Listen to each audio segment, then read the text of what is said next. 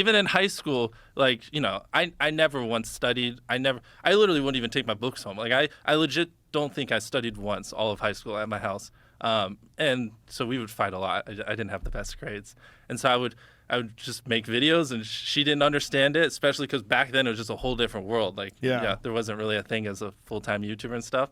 And so it was a lot of arguments, a lot of drama, but ended up working out. She's happy. The thing is, it's like nobody saw this coming, right? So you can't blame her. But dude, especially me in like the middle of North Carolina in a small town. I had like horrible acne. I'm especially back then, really awkward. It's like no one, like people would have bet $1 million that I wouldn't be a YouTuber. It makes no sense. But I just like, I have, hyper obsession and I love this. And, you give it enough time, anyone can solve it. Well, there's a lesson in that for people, really. Like if you do have a hyper obsession to something, there's a lot of people that think that because they're bad at school or because they're not interested in school, that they're destined to be a loser. Yeah. And that's not true. The problem is school is too rigid.